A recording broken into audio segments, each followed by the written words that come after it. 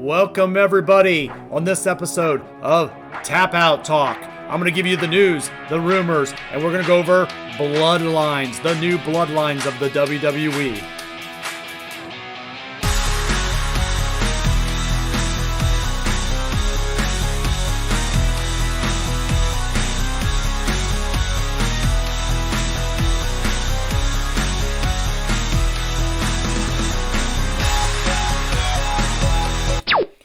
Let's talk about it. Welcome again to WWE, AEW, Impact Wrestling.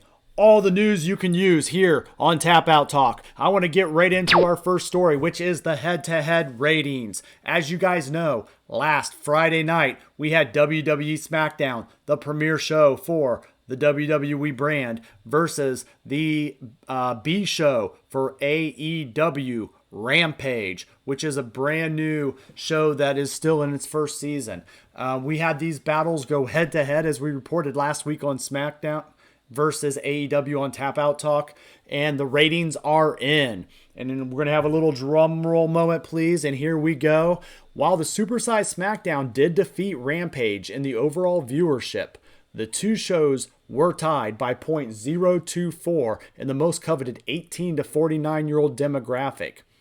Basically, in the overall, the Blue brand averaged 866,000 viewers, while AEW's secondary show brought in 578,000 watchers.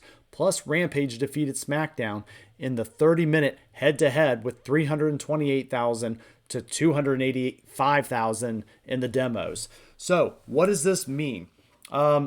It basically, when I look at these numbers, a lot of these numbers are pretty usual to what the shows have been running.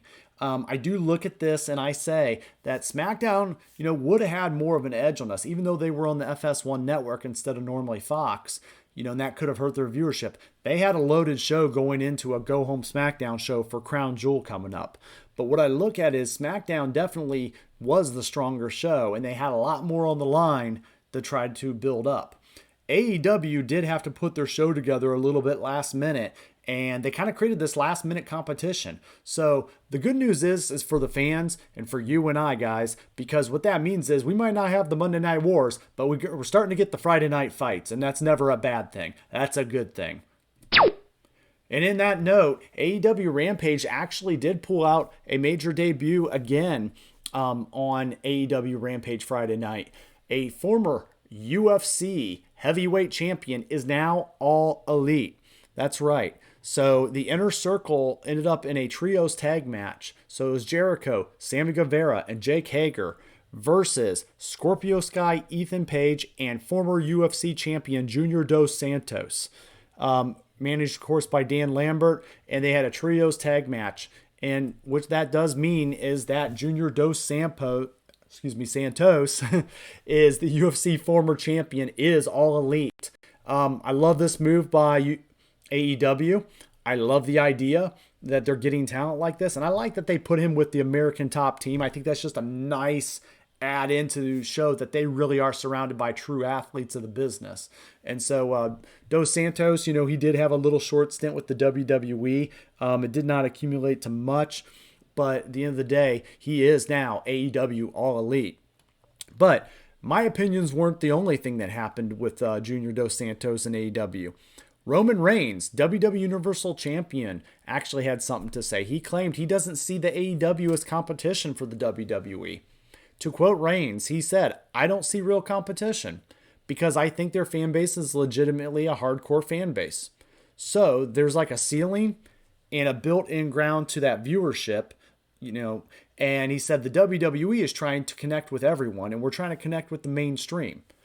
Reigns' comments wound up getting a bit of a reaction from Junior Dos Santos just a day after making his pro wrestling debut on Rampage. We'll get to that here in a minute, but I want to continue with a little bit of what Reigns was saying.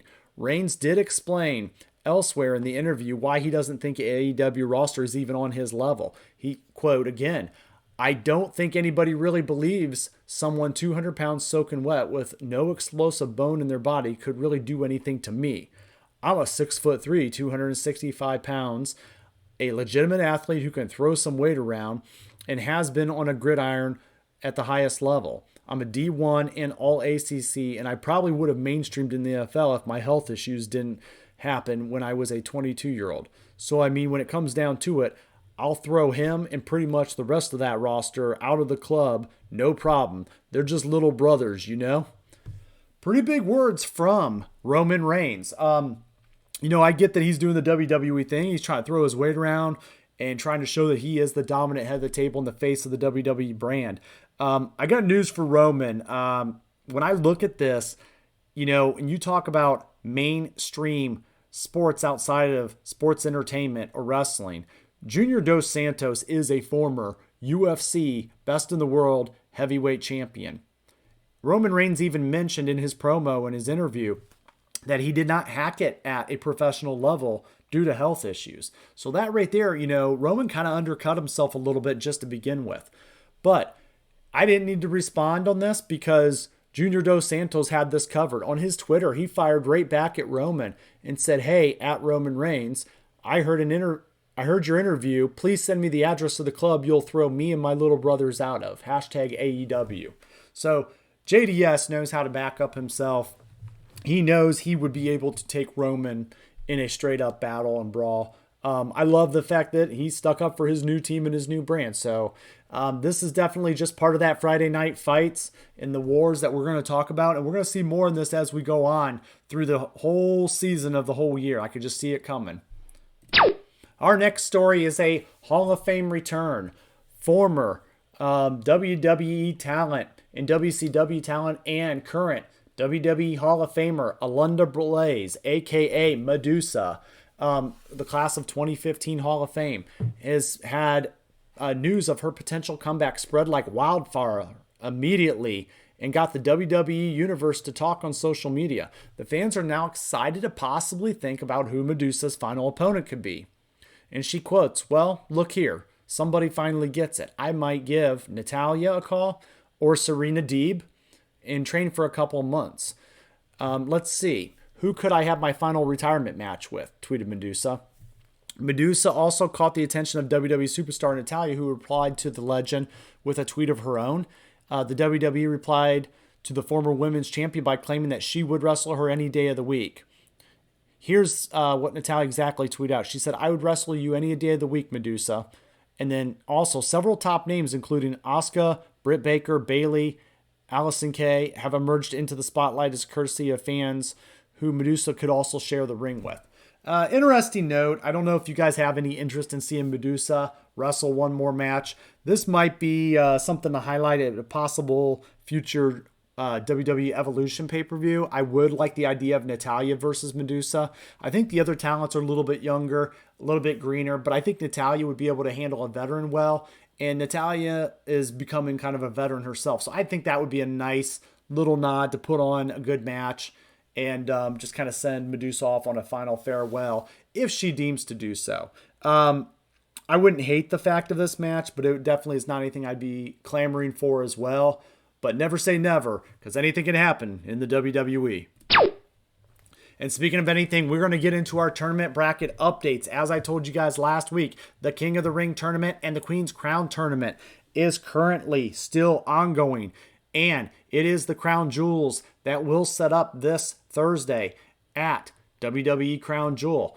In our King of the Ring men's bracket, my original prediction was Finn Balor would end up taking on Jinder Mahal in the finals.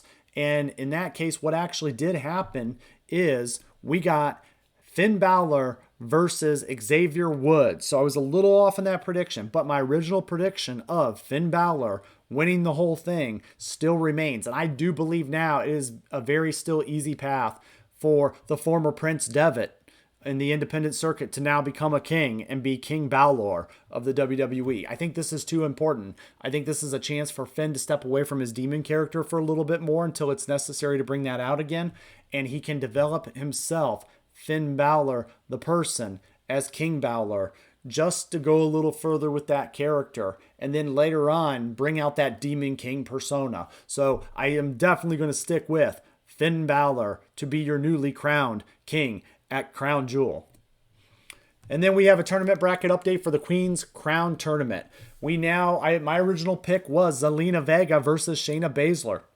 And in my choice on that, I felt like I had a hard time picking between those two, and I did ultimately choose Shayna to win, hoping that would set up a feud with Charlotte Flair. That did not come to fruition. So what we did get is Doudrop versus Zelina Vega, which will conclude this Thursday for the Queen's Crown Tournament at Crown Jewel. Thursday, October 21st. Doudrop, the former Piper Niven, will take on Zelina Vega.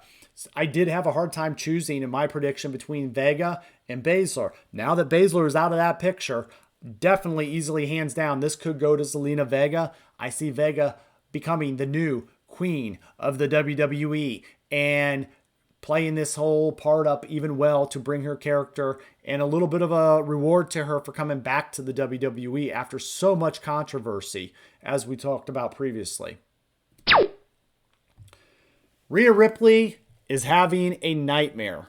The current WWE tour this weekend has been a complete nightmare for Rhea Ripley. A WWE live tour in New Mexico this weekend has spelled disaster for one half of the WWE Women's Tag Team Champions as Rhea Ripley lost her bag that contained all of her wrestling gear and, more importantly, her WWE Women's Tag Team Championship. Rhea Ripley took to social media this afternoon and to ask the WWE Universe for her assistance and help in finding her lost bag.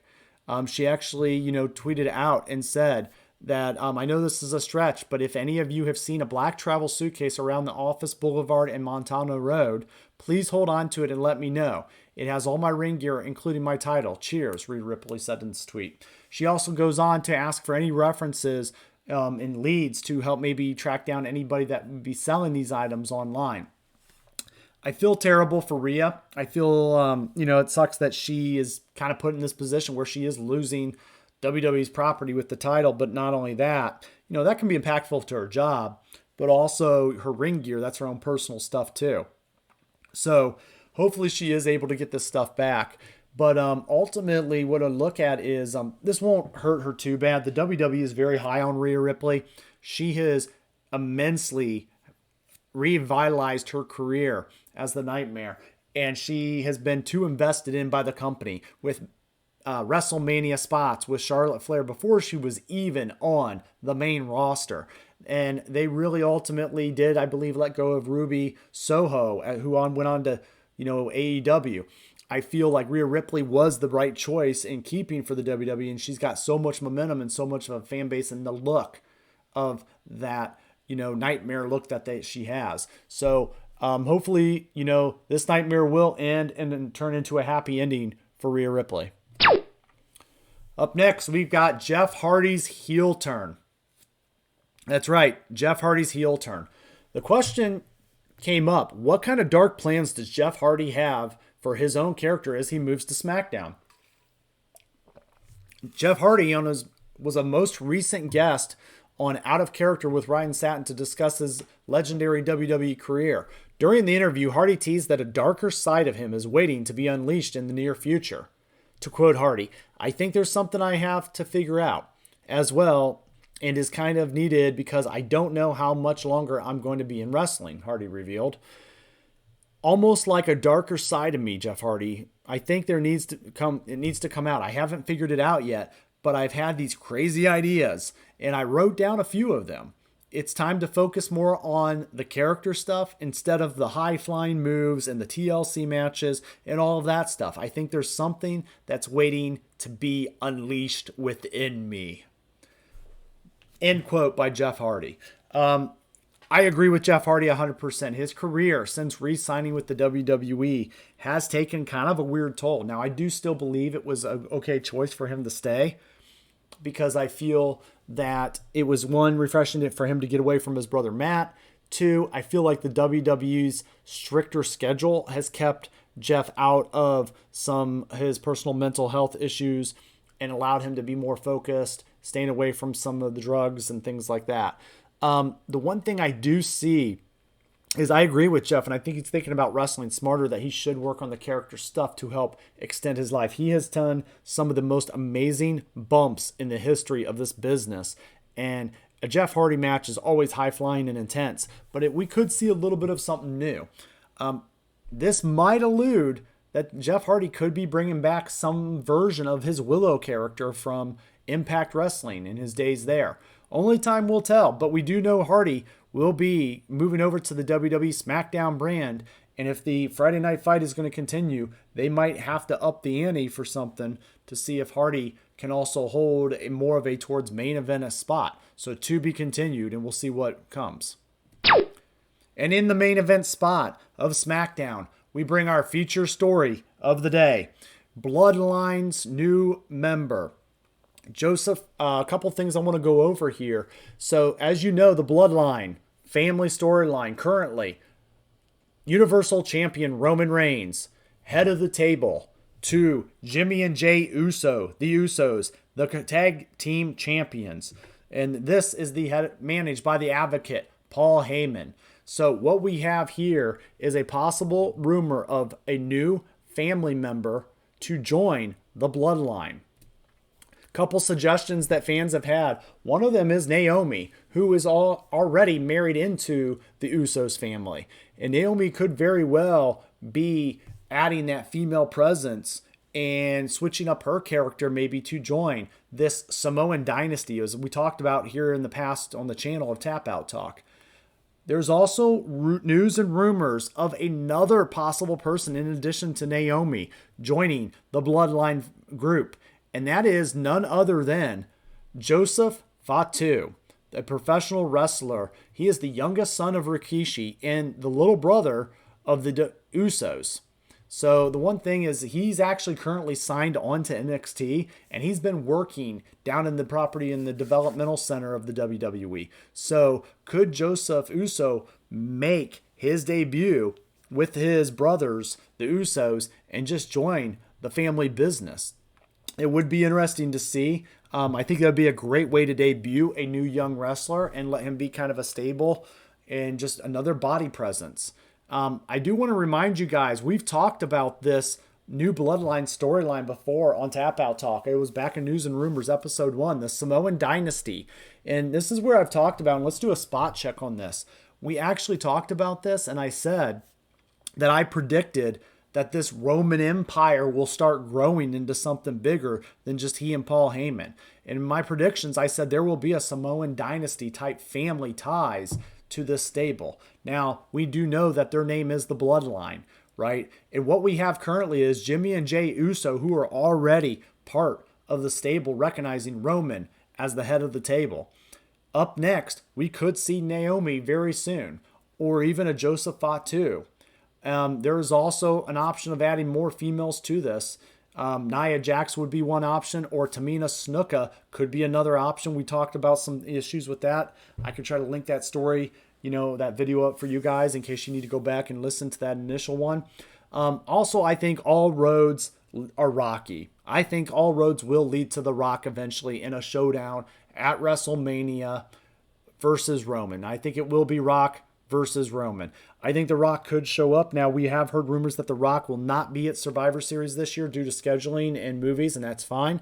But I do think the WWE, it would not be opposed for him to showing up at some point, recognizing and supporting Roman, and then eventually maybe flipping on him, and Roman thinks that he has to put The Rock in check.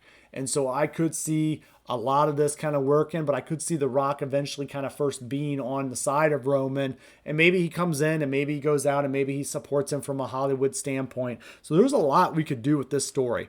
In that same video, I did talk about how Roman versus Brock Lesnar should be one of the next matches that leads into this whole Samoan Dynasty storyline that I laid out. And we are heading that way to Crown Jewel this Thursday on WWE Peacock. So, and what's going to happen is we're going to have Brock versus Roman, and Paul Heyman is right in the middle, just as I predicted. And we don't know what side Paul Heyman is on.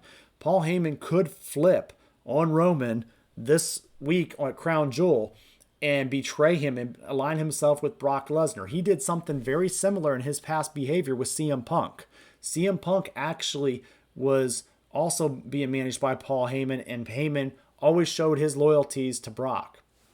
So I see that and I think, well, maybe Roman does get betrayed, but his Samoan dynasty is still there. And that's when The Rock comes back to help. And maybe Vince McMahon has always wanted to see The Rock versus Brock. And that might be a Royal Rumble match this year. We're not quite sure. Or it could be WrestleMania. So that's everything that I wanted to really cover on the story. And I want to give you guys a reminder of this.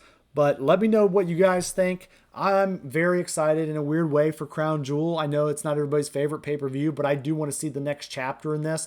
And I do love this new Bloodline storyline. And I love to see where it's going and where we're going to head as we get into WrestleMania season. Guys, I want to say thank you for joining as always. Remember, like, share, subscribe. Let's get onto this Brandon channel. And that's not goodbye. It's game over.